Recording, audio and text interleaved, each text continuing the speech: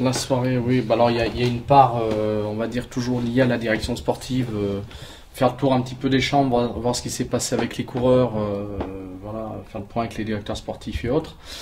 Et puis après, je repars sur des données un petit peu plus administratives, comptables ou autres, hein, qui sont liées à ce qui se passe dans l'entreprise. Comme tout chef d'entreprise, hein, c'est une PME de 50 personnes. Il y a la presse, il y a les relations publiques, il y a le sportif.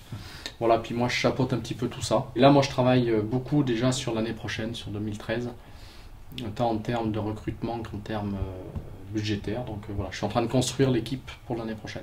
J'ai investi sur un logiciel, hein, qui est mis à jour tous les jours par une société pour vérifier les points, savoir où on en est tout le temps, quoi. Là, le logiciel, tu as toutes les équipes, leur classement, avec leurs points, tu vois.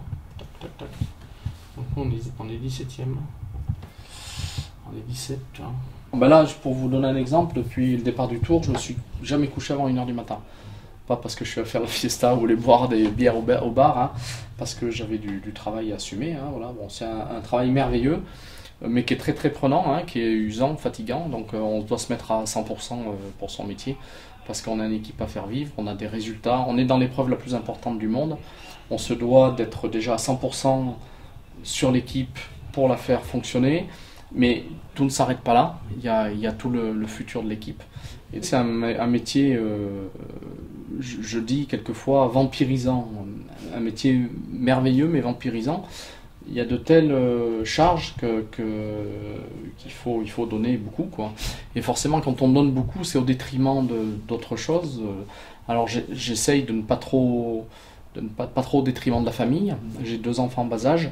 Une femme merveilleuse, elle ne me voit pas beaucoup, donc le peu de temps que j'essaye de le consacrer à ma famille. J'adore faire du sport, et malheureusement j'en fais plus beaucoup, un peu à cause de ça.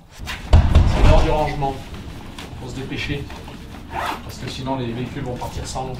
Déjà, il faut rien oublier dans la chambre, ce qui n'est pas évident jour après jour, quand on fait les valises tous les jours et qu'on est trop pressé, mais surtout que là on s'est installé pendant quelques jours et on a perdu cette habitude de fermer la valise tous les jours. Donc voilà, pas oublier le cordon pour l'ordinateur, je serai embêté. Le téléphone, bien sûr. C'est très bien que nos jours, sans téléphone, on ne peut plus vivre. Donc, bon, là, ça fait 5 jours qu'on est en hôtel. Donc on avait pris nos petites habitudes. Et puis là, à partir de ce soir, c'est la course tous les jours pour boucler la valise. Il y a des impératifs à respecter parce que les camions, les bus doivent s'en aller assez tôt. Voilà, donc c'est un grand cirque qui se rôde jour après jour, hein, mais on est habitué. Voilà, ce coup-ci on est prêt à affronter la journée avec détermination. Avec un petit tour derrière, je regarde qu'il n'y ait pas rien de spécial. C'est tout bon.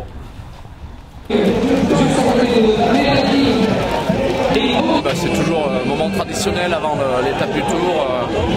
Le village, la tente à G2R La Mondiale, c'est toujours un moment un peu de convivialité, de détente, voilà, avant de se remettre dans le bain.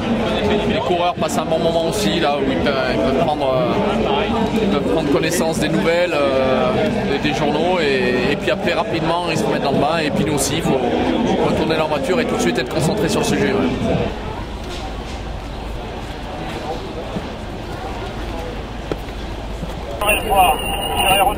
Il y a le moral, le 137 là. Et il s'en retourne là-bas, il y a 2 km de fictif. Vu le graphique, ça part un peu en bosse. Hein. Vous avez vu le graphique, ça va partir un petit peu en bosse pendant à peu près 3-4 bornes.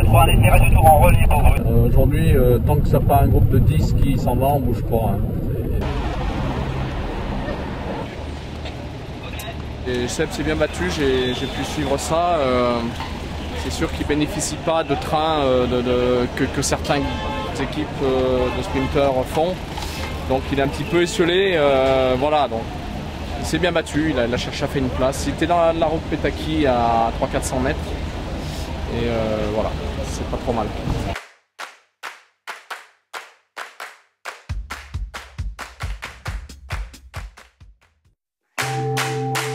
AG2R La Mondiale, le contraire de seul au monde.